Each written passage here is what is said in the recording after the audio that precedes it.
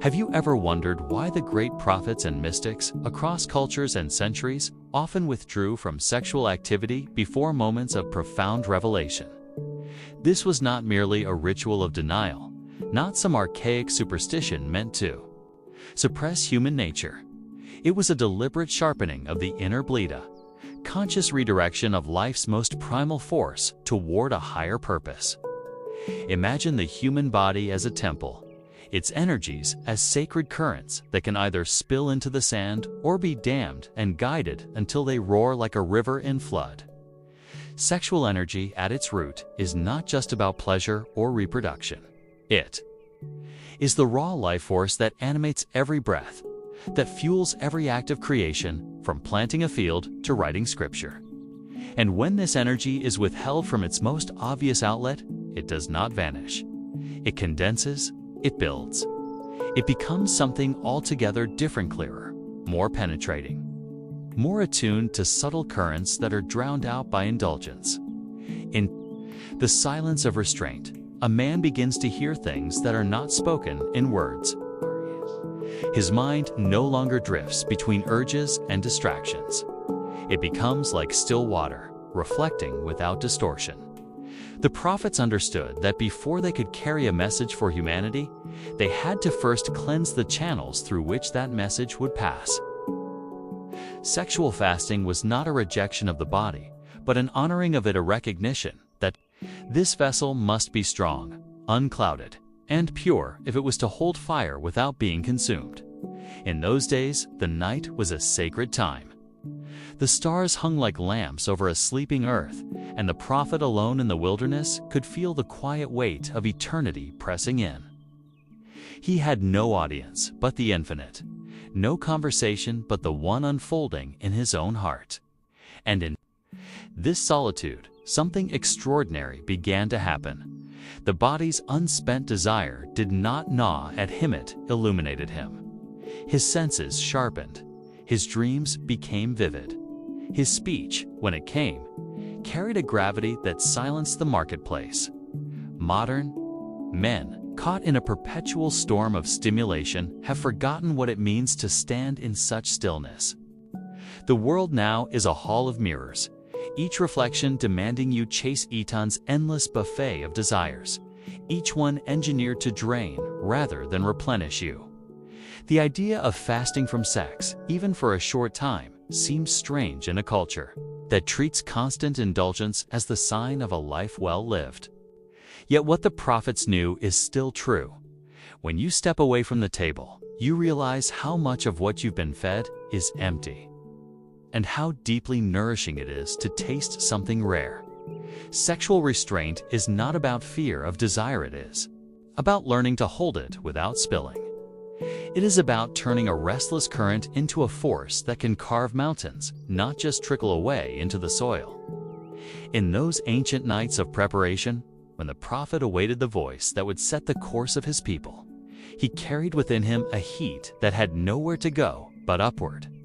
It burned through his doubts, through his laziness, through the soft places where compromise might take root.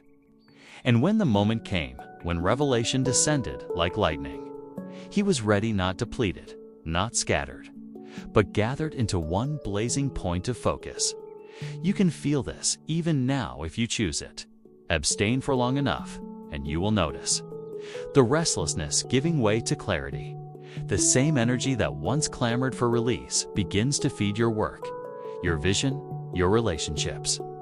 You stand taller, not because you are proving something, but because you are no longer leaking power into the sand. This is why the prophets could speak with such authority, because their words were not just thoughts dressed in language. They were the distilled essence of their entire being, carried on a breath that had been tempered in silence.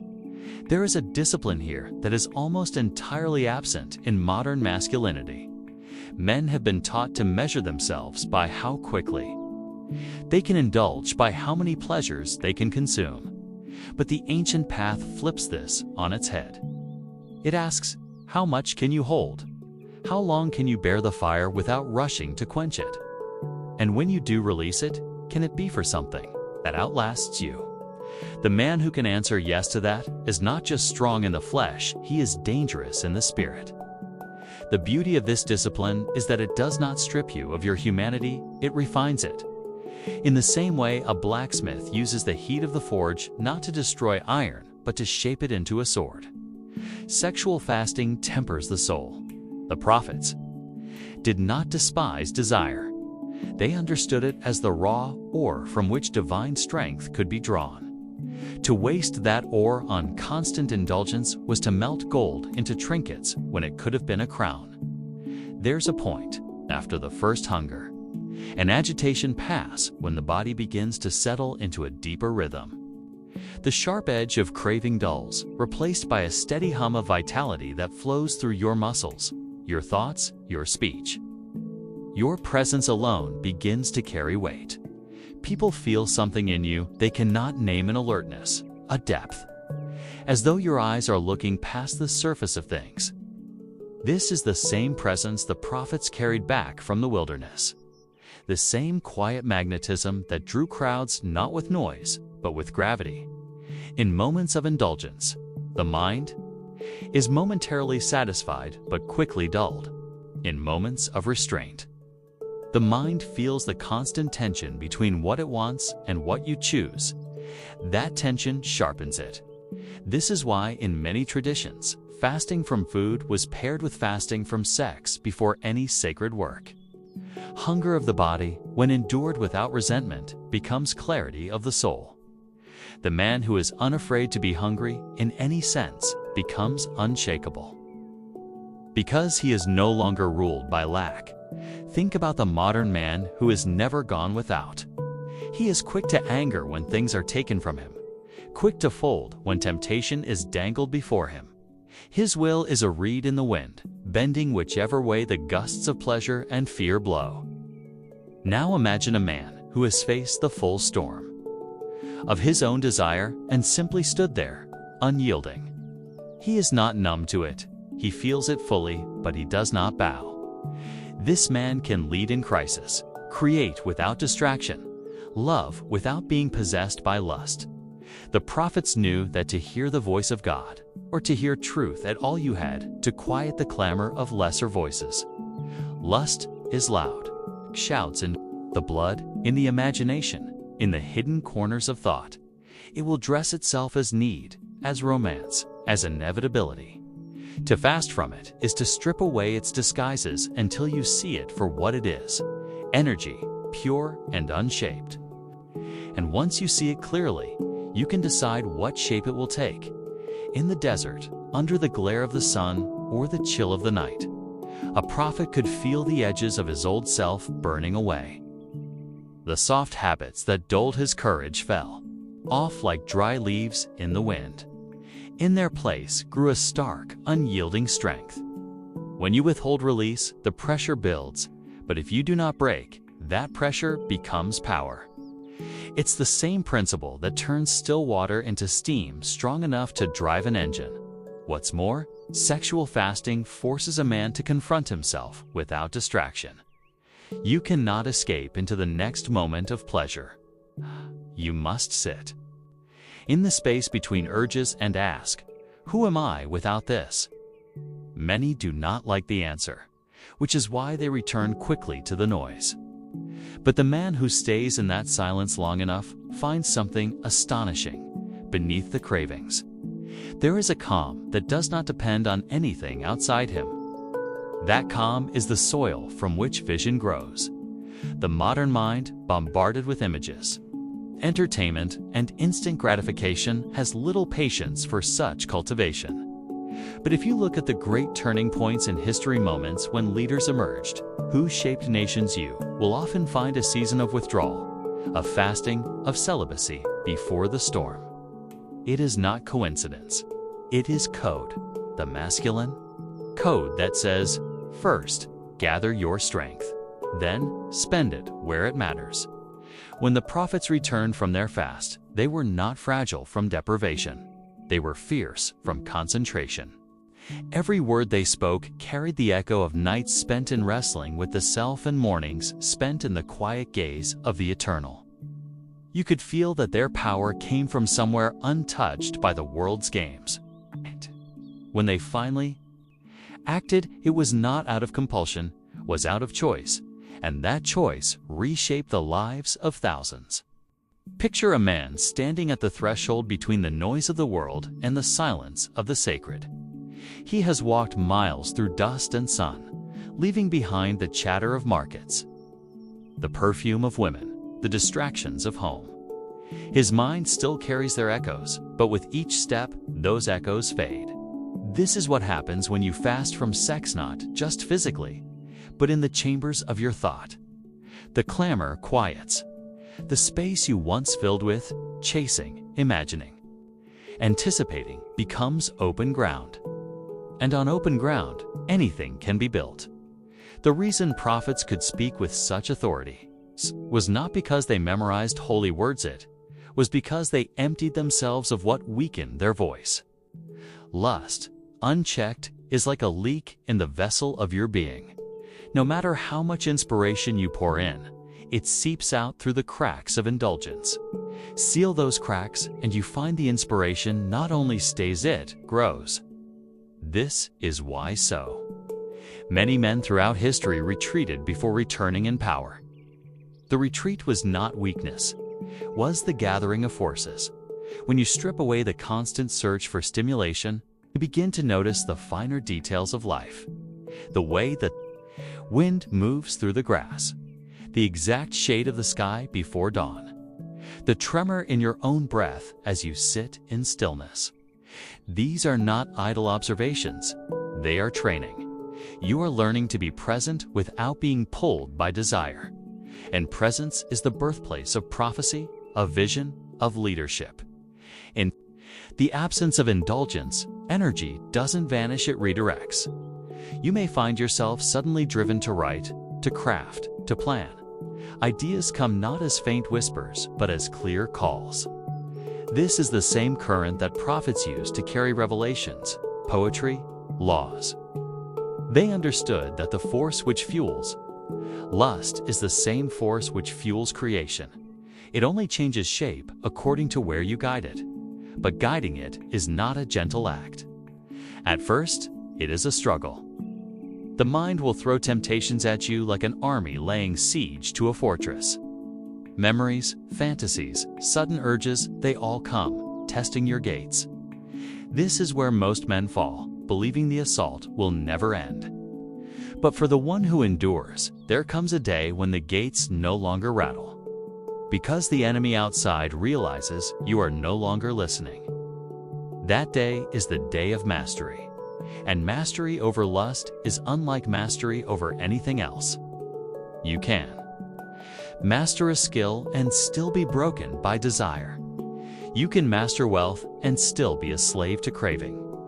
But if you master desire itself, there is nothing left in the world that can master you. This is why prophets could walk into the courts of kings without trembling. They had already faced the greater king within the king of appetite, refused. To bow in that refusal, something changes in your eyes. Others can see it, even if they don't understand it. A man who has fasted from the pull of flesh carries a steadiness, a refusal to be hurried. Women feel it as security. Men feel it as authority. It is not arrogance. It is simply the absence of need. And the absence of need is the root of true influence. From this state, the choices you make are no longer born of scarcity. You no longer move towards someone or something because you fear you might never have it again. Instead, you choose from abundance because you know that nothing outside you can add or subtract from who you are. This is why the prophets could love without clinging, serve without seeking approval, and lead without bending to flattery. When a man has stored his strength this way, even his silence speaks.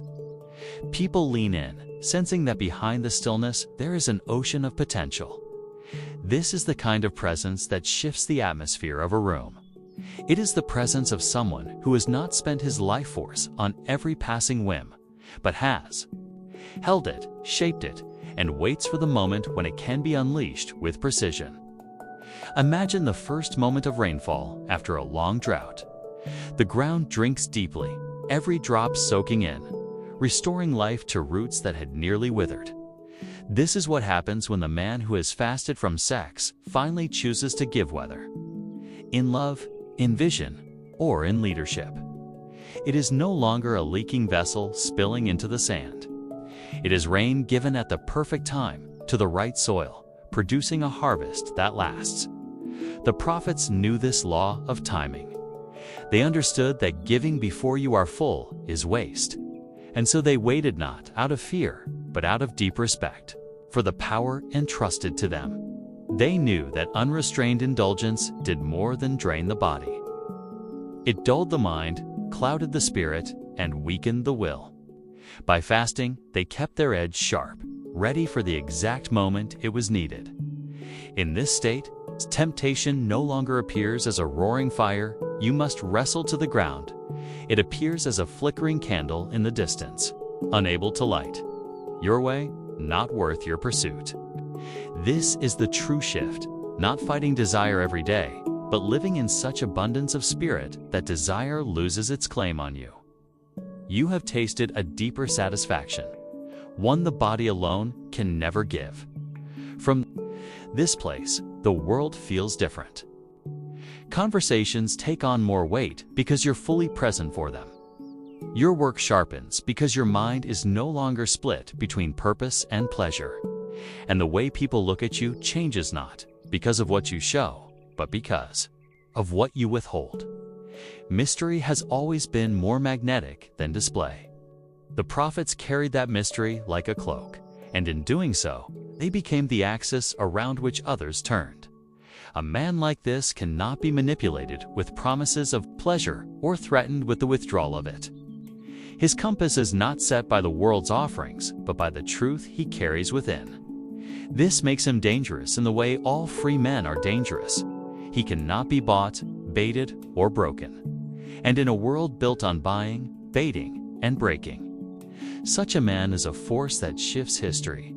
You might think that such discipline makes a man cold, detached from the joys of life. But the opposite is true. By not drowning in constant indulgence, his senses become sharper. Food tastes richer. Music stirs deeper emotions. The touch of a loved one is not dulled by repetition, but magnified by absence. He becomes a man who does not need constant novelty to feel alive, because he is alive in every moment. And from here comes the greatest gift of the fast, the ability to love without losing oneself. Most men, driven by unchecked desire, confuse possession with intimacy. They cling, demand, and grasp because they fear loss. But a man who has mastered himself can let love flow freely, without trying to trap it. He can give without emptying himself, and receive without becoming dependent. This is the point at which the prophet's clarity comes. With his energy intact and his mind unclouded, visions arrive not as guesses, but as certainties. Decisions are made without hesitation because there is no internal conflict pulling him in two directions. The voice within speaks clearly, and he listens, because it is no longer drowned out by the static of craving. When such a man walks into the world, he is not swayed by its chaos. K moves through it as a mountain moves through clouds, sun-shaken, immovable, a fixed point in a spinning landscape. People seek him out, sometimes without knowing why. They feel steadier in his presence, as if his stillness grants them permission to slow down and breathe. And in this final turning, he no longer seeks the validation that once drove him. He is no longer interested in proving his worth to the eyes of others. His worth is known to himself, and that is enough. The woman who knows her worth doesn't chase, she chooses.